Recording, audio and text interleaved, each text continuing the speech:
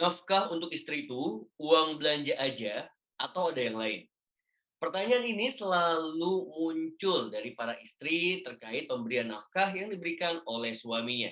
Karena masih banyak nih laki-laki yang berpendapat, terutama di Indonesia, bahwa yang namanya nafkah itu adalah uang belanja aja. Sedangkan banyak istri yang juga memahaminya bahwa yang namanya nafkah itu lebih dari uang belanja, tapi juga terkait kebutuhan-kebutuhan yang lainnya. Nah, sebetulnya nafkah itu sesuai dengan aturan dari agama dan juga undang-undang itu seperti apa sih? Dan apa saja yang termasuk nafkah, dasar-dasarnya, serta konsekuensinya ketika nafkah ini tidak dilakukan atau tidak dipenuhi dengan baik? Yuk, kita simak penjelasannya di video kali ini.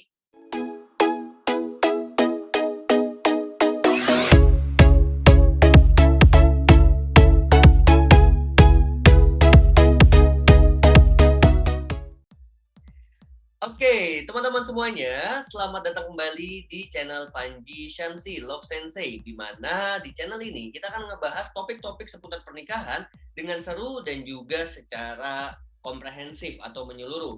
Dan jangan lupa ya, biar kamu nggak ketinggalan untuk subscribe channel ini, biar selalu terinfo update-update ketika video ada yang baru.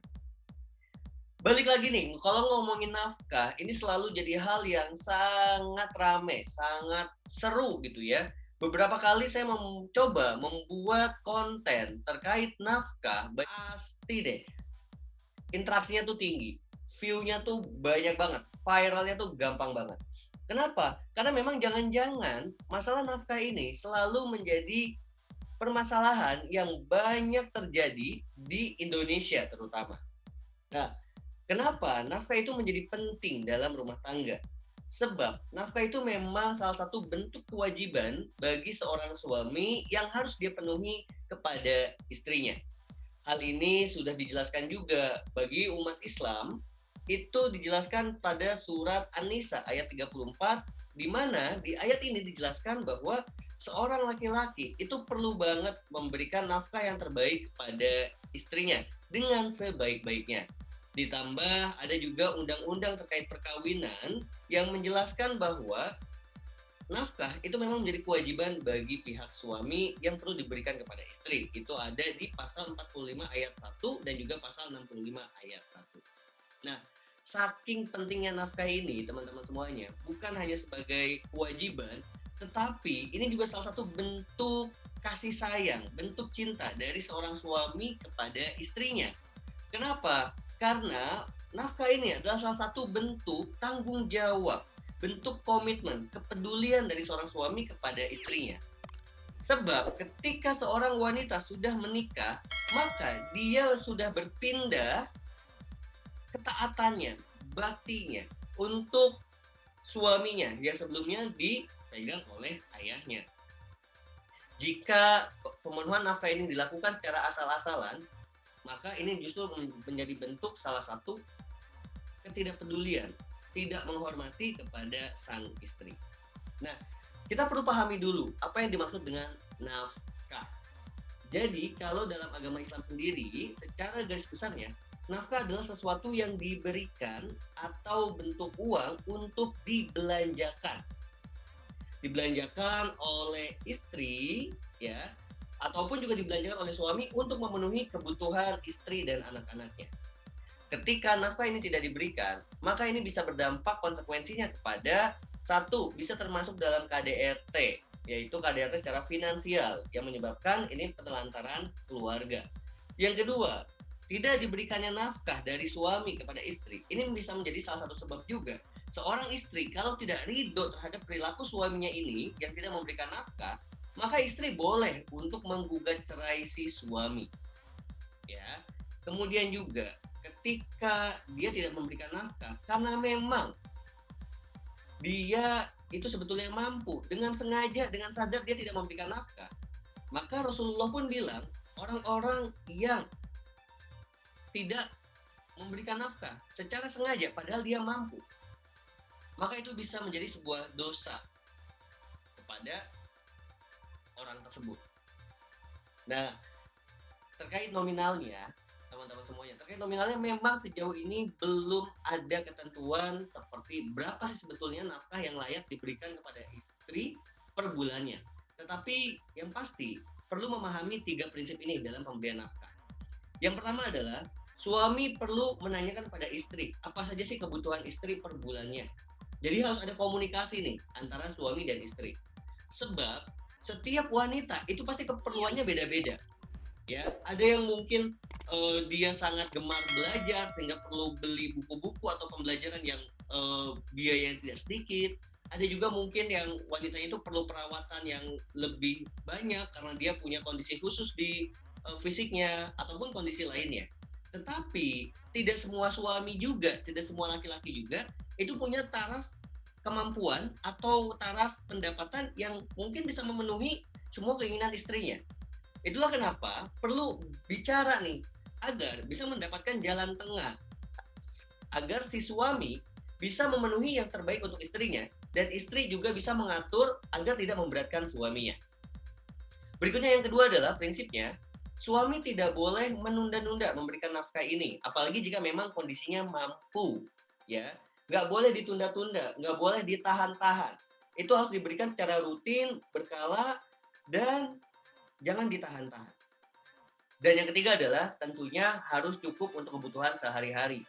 Minimal bisa digunakan untuk hidup dengan layak, seperti itu. Nah, itu prinsipnya ya. Jadi yang diutamakan dalam nafkah adalah ngobrol satu sama lain. Agar suami tahu kebutuhan untuk keluarga itu apa aja, dan istri juga tahu kemampuan suaminya itu seperti apa. Maka keterbukaan seperti ini akan sangat membantu. Agar kamu lebih mudah memahami terkait nafkah ini, saya akan menggunakan salah satu pendapat dari Ustadz, yaitu Ustadz Firanda Andirja. Jadi, kita akan kategorikan ke dalam 2 kategori besar dulu nih terkait nafkah. Yang pertama adalah nafkah yang berkaitan dengan harta, dan yang kedua adalah nafkah yang berkaitan dengan non-harta. Kita bahas yang non-harta dulu. Nafkah yang non-harta itu adalah sesuatu yang sifatnya memang tidak berkaitan dengan uang, materi, harta gitu ya. Bagaimana suami memberikan sesuatu itu agar membuat hati istrinya nyaman. Seperti didengarkan dengan baik, diajak untuk mungkin jalan-jalan, kemudian juga dibimbing, baik itu dari segi keilmuan, keagamaannya, kemudian juga diperlakukan dengan baik, dipanggil dengan panggilan yang baik dan mesra gitu ya. Ataupun juga yang berkaitan dengan masalah hubungan ranjang. Yang mana itu kan nggak menggunakan uang ya, tapi dari perilakunya si suami itu sendiri memperlakukan istrinya, maka itu adalah termasuk dalam nafkah non materi atau umumnya kita kenal dengan nafkah batin. Nah, kalau nafkah materi atau kita orang Indonesia mungkin lebih umum kenalnya adalah nafkah lahir. Nafkah lahir inilah yang berkaitan dengan harta, karena untuk memberikannya, untuk memenuhinya menggunakan uang. Apa aja? Nah, mungkin kamu tuh sangat familiar banget dengan istilah sandang, pangan, papan, gitu ya. Alias memang untuk memberikan nafkah ini itu adalah terkait sandang, pakaian atau sesuatu yang dipakai. Yang kedua adalah pangan, sesuatu yang dimakan, dan yang ketiga adalah papan, tempat untuk tempat tinggal, gitu. Nah, sandang, pangan, papan ini itu adalah bentuk nafkah. Lalu uang belanja itu ada di mana? Uang belanja itu ada di pangan, yaitu karena berkaitan untuk memenuhi kebutuhan makan sehari-hari. Dari sandang, pangan, papan ini itu ada beberapa kategorinya lagi, ada beberapa yang perlu diperhatikan lagi. Kita bahas yang pertama dulu, yaitu sandang. Untuk sandang, teman-teman semuanya, terkait pakaian, ya memang sih belinya itu nggak selalu tiap hari ya, beda. Tetapi perlu dipastikan bahwa minimal sandang ini adalah pakaian yang itu nyaman dan menjaga kehormatan dari istri dan anak-anak, gitu ya. Jadi bukan pakaian yang sudah compang-camping, lusuh, kotor gitu ya, tapi pakaian yang layak. Ini adalah pakaian yang sehari-hari digunakan.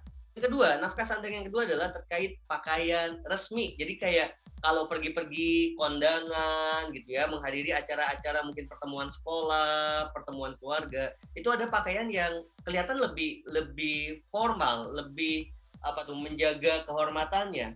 Jadi dibedakan tuh antara pakaian sehari-hari dengan pakaian pergi, ya. Jadi jangan sampai ketika datang ke acara, datang ke kondangan pakai pakaian sehari-hari, kan nggak begitu oke, gitu ya. Dan yang ketiga adalah ini kalau dari beliau menjelaskan ada pakaian memang untuk tidur.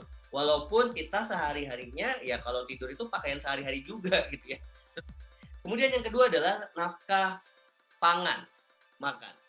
Yang perlu diperhatikan adalah kalau nafkah pangan disesuaikan dengan kebutuhan istri. Ada mungkin wanita-wanita yang dia kalau pagi itu nggak bisa makan nasi dulu, mungkin dia hanya makan buah-buahan atau roti dan sejenisnya. Ada juga mungkin wanita yang memang perlu makan itu lebih dari 3 kali sehari, tapi itu bentuknya kayak cemilan karena dia mungkin punya masalah lambung atau punya masalah kondisi kesehatan lainnya yang membuat dia tuh nggak bisa banget perutnya untuk kosong. Nah, maka perlu diperhatikan kebutuhan istri itu seperti apa, ya. Dan yang kedua terkait pangan, makanan adalah pastikan apa yang dimakan itu adalah sesuatu yang halal, ya, yang halal, yang itu baik untuk tubuhnya. Jangan sampai diberikan dengan makanan yang haram dengan cara yang haram juga. Nah, ini jangan ya, karena itu mencelakai istri namanya. Dan yang ketiga adalah pastikan itu bernutrisi, ya. Minimal bisa membuat badan tuh bertumbuh jadi lebih baik, bukan hanya sekedar makanan yang itu tuh jadinya malah membuat sakit gitu. Dan bisa jadi yang tambahan berikutnya adalah ini saya sedikit tambahkan teman-teman terkait aspek kesehatannya seperti mungkin perlu vitamin, obat ketika dia lagi sakit gitu ya. Maka ini masuk juga ke dalam nafkah pangan. Nah, yang berikutnya yang ketiga adalah nafkah papan, tempat tinggal. Jadi, tempat tinggal itu adalah termasuk dalam salah satu nafkah yang wajib diberikan suami kepada istrinya. Bisa jadi dibelikan rumah kalau memang mampu, atau kalau belum mampu bisa jadi dikontrakan, jadi sewa gitu, kontrak. Kenapa? Sebab kalau tinggal serumah dengan keluarga lain, terutama yang lebih tua, yang mungkin mertua atau orang tua, itu akan lebih rentan terjadi konflik antara anak dengan orang tua, menantu dengan mertuanya, gitu. Maka akan sangat disarankan pisah rumah, gitu. Nah, ketika terkait nafkah papan atau tempat tinggal ini, yang perlu diperhatikan adalah yang pertama, ada ruang privasi untuk istri. Jadi istri itu kayak boleh bebas ngatur ini rumah mau disetting kayak gimana, aturan rumahnya seperti apa, warnanya dan sebagainya. Itu ada ruang privasi untuk istri. Yang kedua adalah tempat tinggal yang aman dan nyaman. Jangan tinggal misalkan di daerah yang kita udah tahu nih, di situ mungkin pergaulannya kurang baik, banyak terjadi kayak mungkin prostitusi, narkoba, dan kejahatan lainnya. Sebisa mungkin hindari lingkungan seperti itu karena jadi membahayakan untuk istri dan juga membahayakan untuk anak-anak nantinya. Dan yang ketiga, itu nggak boleh dicampur. Baik itu dicampur dengan keluarga yang lain, baik itu dari keluarga suami, ataupun jika ada suami yang poligami, yang itu memiliki lebih dari satu istri, itu nggak boleh dicampur antara istri pertama, kedua, dan seterusnya. Gitu. Kenapa? Agar sama-sama nyaman, menghindari perselisihan, menghindari kecemburuan. Skincare termasuk nggak? Skincare termasuk juga. Segala perawatan yang dibutuhkan istri juga termasuk. Namun kembali lagi, yuk bicarakan, sesuaikan dengan kemampuan dari suami. Dan suami mengusahakan yang terbaik untuk bisa memenuhi setiap kebutuhan istrinya. Mudah-mudahan video ini menjadi jawaban buat kamu terkait apa aja sih itu nafkah. Dan mudah-mudahan bagi yang mungkin nafkahnya masih terbatas hanya uang belanja, yuk disyukuri dulu dan jangan lupa doakan suami agar bisa mendapatkan nafkah yang lebih baik lagi dan bisa lebih memuliakan lagi istrinya.